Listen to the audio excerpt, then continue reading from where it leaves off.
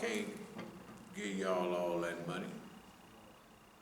Which he's really just writing off. He's not giving anybody anything. He just No doubt about it.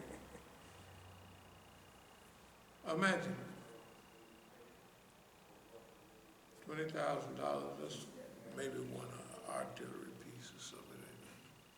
It definitely ain't no tank, cause tanks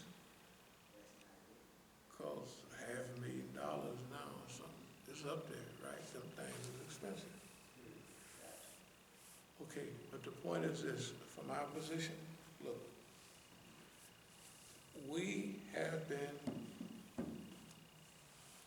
correct all the time. We have our people in mind, and we'll move toward a close.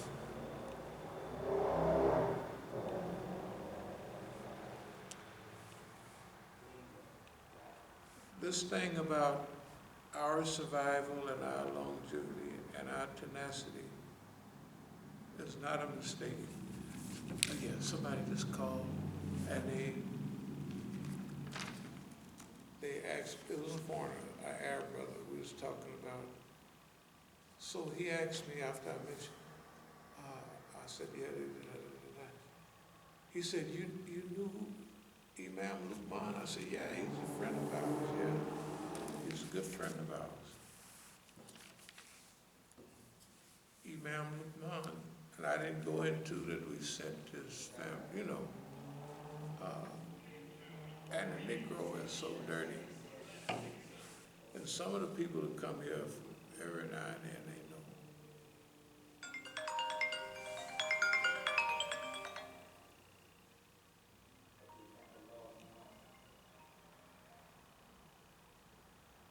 Assalamu alaikum. Imam. Yes, yes. Yes. I had a question for you. Do you think I should, try to get the help from the government, if they're going to give me the help, to give me the housing and maybe do some rehabilitation so I could go back to work and stuff? It wouldn't hurt at all. You've earned it. Yeah. You didn't pay taxes, so yeah. There's an African-American brother, I think he works for the FBI though, and he offered me a job, which I worked for them before, not the FBI, but this job. But I think the FBI told him to offer me a job. Do you think I should, is that a bad idea to avoid that job if they paid me before? It's like just doing security. Well, now I tell you, if you want, no, it's fine. As long as you know who you're working for and what have you. Just work there with a big smile and I'm happy as I can be. Yes. You can't get rid of the FBI. It's better than going back to Iraq, right? Yeah, the guy's offering me like $4,000 a month. 4,000, that'll get you started. Just save your money and stuff like that. Yeah. Yeah, I know. But I think they're somehow affiliated with the Homeland Security or something. It don't make they affiliate. If they here in America and they working with you, they affiliated with they all affiliated. Homeland Security, the Negro Watch Club, FBI. Do you know who the FBI's first case was Agent 800 over 100 years ago with our great leader, Marcus Garvey. Right? Oh, okay. Yeah, you can't. Do you remember you asked me about them guys? They look, you can't get away from it. But I'm in the class right now. Okay. So, no, don't worry about a thing. Okay, Just keep whistling Dixie, and if you gotta work down there, you can work for them now or work for them later. So, okay. Okay. Thank you very much. All right. Thank you. Salam. Anyway, there's a lot of people who call about different things, and I said, look, if you're Iraqi, you don't need to be, certain places. Well, I want to go to, I say, shoot, you've been here in America so long. Number one, they're not gonna trust you back there, right? This is what I'm saying. I'm just saying to some of our friends. They're not gonna trust you. You just got back here, right?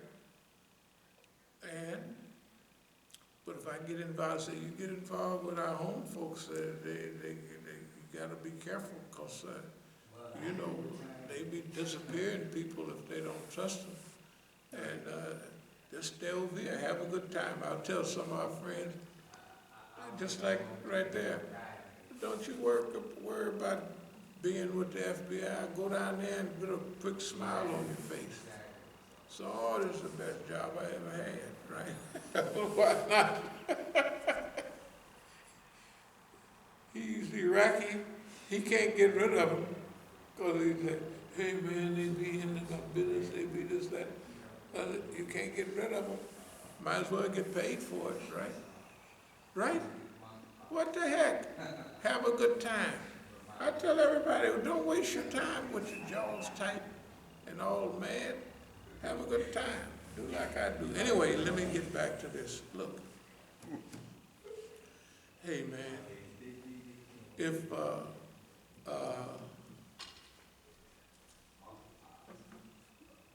boss man his reign is over. That's all it is to it.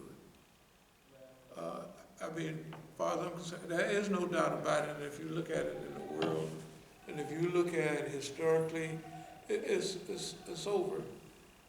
His money is over because he did, you know. Where's he gonna get the money to pay all of his debt? Right. Okay. He has internal debt, external debt. It would make no difference. He can't do anything about all of that debt. The ships in St. Pedro are backed up, trying to come into America with goods. There ain't none going out. In other words, the dollar is so high it's not producing. All I'm saying is this, all the stars are all lined up. That's all, I put it that way. I mean, it's just a saying, of course. All the stars are lined up for the decline of the West. And all the stars are lined up. Bundle of currencies. Iran, China, Russia, everybody else. And the U.S. history, Russia wanted to join NATO. You can't join NATO. Well, we can get all of NATO to fight you, which everybody knows, like they say on the radio. This is a NATO war, right, against Russia.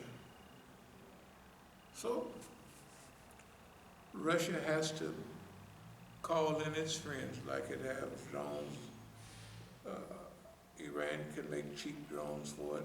Well, Russia can make it replace it with other sophisticated stuff. Anyway, it ain't none of our business. But they could work it out. Just like Iran buckled down with those speedboats 25, almost 30 years ago now, right? And it worked. Okay. There's a few points that they missed, but there's a few points that they hit. Okay. Now,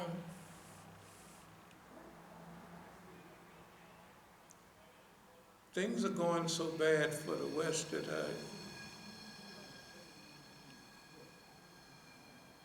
we would have to jump off a cliff into the jagged rocks for the program not to, even that kind of way, it would probably be some kind of way that lift us up and hook us up. This one is over for us. This is a historical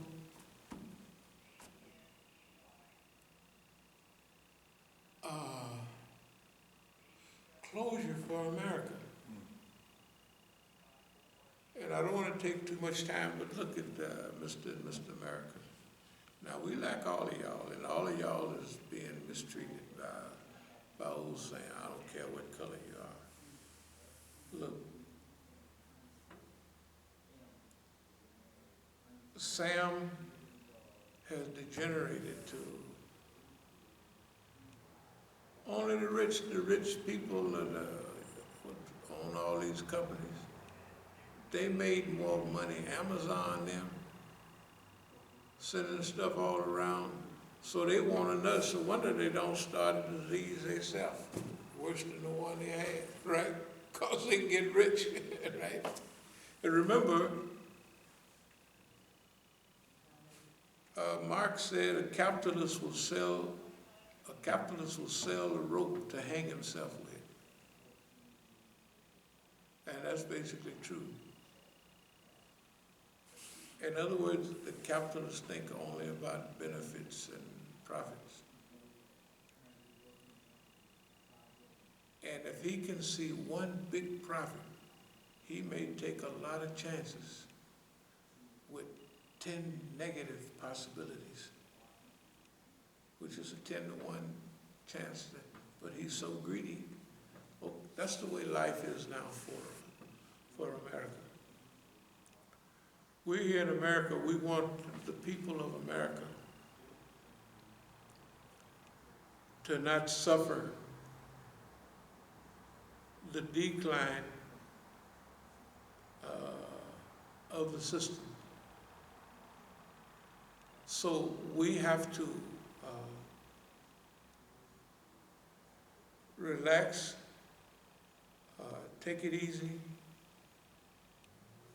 and think about during the next 20 or 25 years, our own form of associations in America. Because the economy is going to, but what I mean, associations. It's not non-territorial government, but it's associations. For instance, the Public Food Association will contract to make certain things, right, for certain global or regional mechanical distributors. It's more like barter and trade, right? But it's by big associations. We have produced so much because the money won't have the right value. You see what I mean?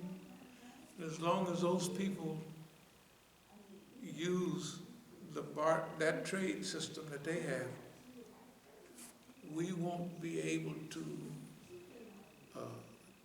live a proper life because they control the value of money. Now, in barter and trade. And if you're not in that system, you definitely won't benefit.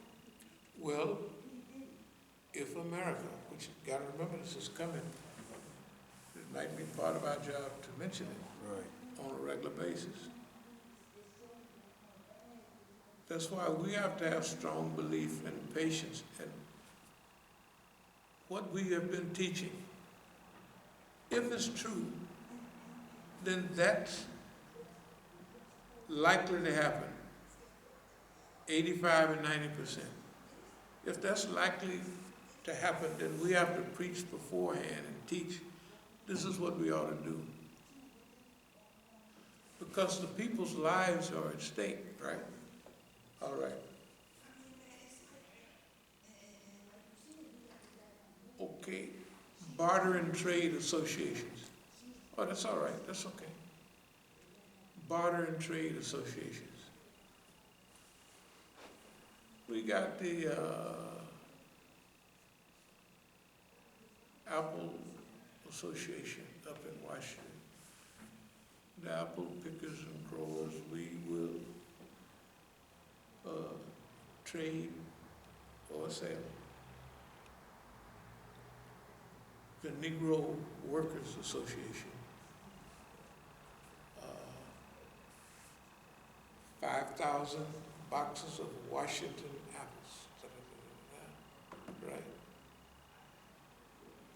For so much fertilizer from the Farmers and Trade, Association, right?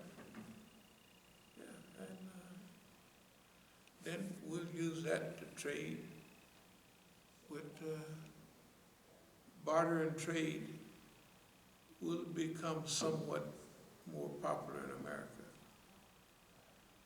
White folks called them 20 years ago. No, my goodness, 30 years ago. I used to be in prison with some of them. Barter banks, where if you were working on a house and you had 500 sheets of sheetrock left, you put that in a barter bank, and people will call you and ask you how much you want for that, and they'll say, well, I have so many things of fertilizer, or so many crates of apples, that we'll give you all for that, right? Yeah. It goes around the government because it's barter bank. They go, oh, the government don't like it because it's a barter banks. And they can't control it. Oh, my goodness. See, I was in prison with all kind of people. The Solar Sam. Now, Solar Sam built houses that was so secure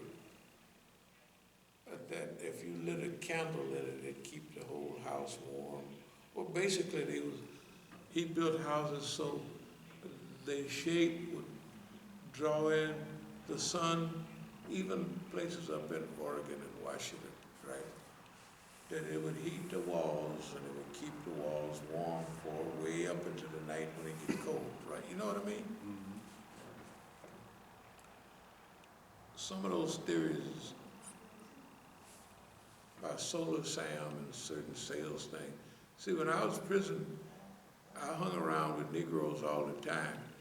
But when we had programs, I would have on our Tuesday, I would have bankers come and talk to Negroes. Because we had bankers in prison. Rich bankers, the biggest bankers in the country.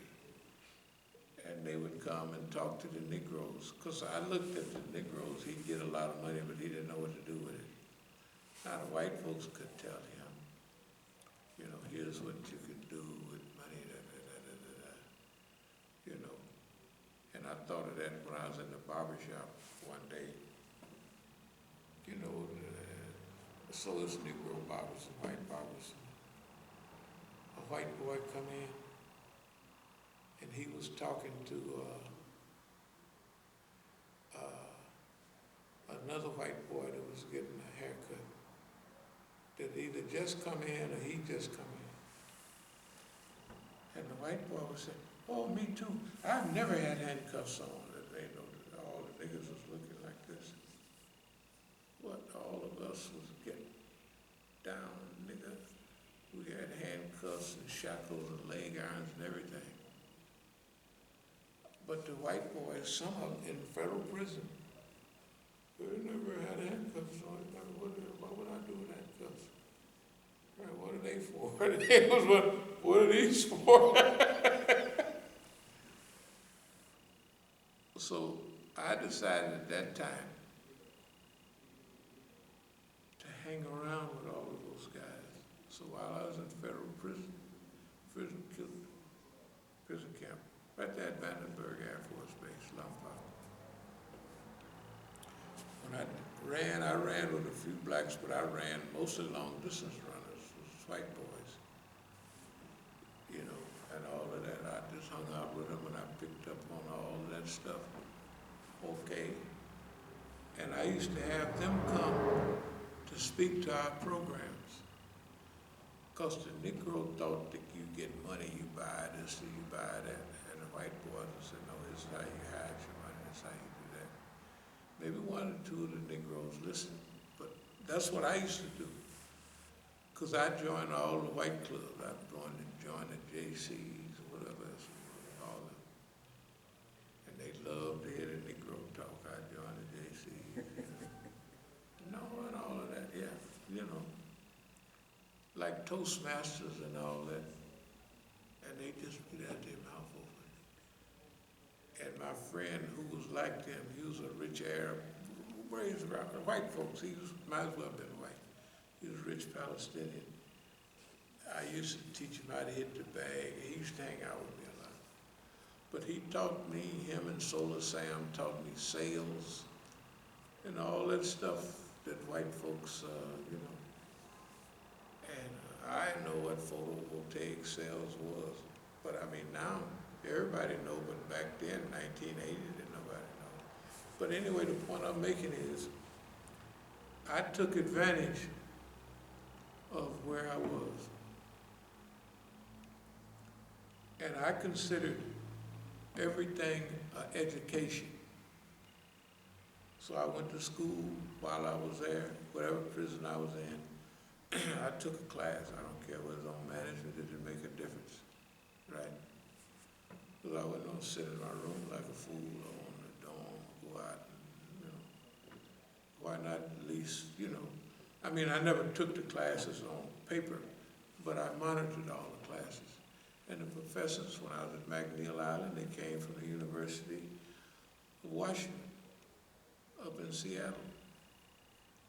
And Lompoc, they came from the University of Santa Barbara in California, okay. And the University of Kansas at Leavenworth. The point is this, is that the Negro may think that I need some credentials from a white institution, but when the white folks or somebody called me and offered me, oh, you want some free computers? You want some free this? I told them, hell no, I don't want nothing like they did them. You know what I mean? I said, I don't want nothing free. I don't want none of that. You can bring me some cash money or something, but I don't want none of that free. Okay, our brothers didn't have that type of teaching. They were revolutionaries, but they come in with that only. They were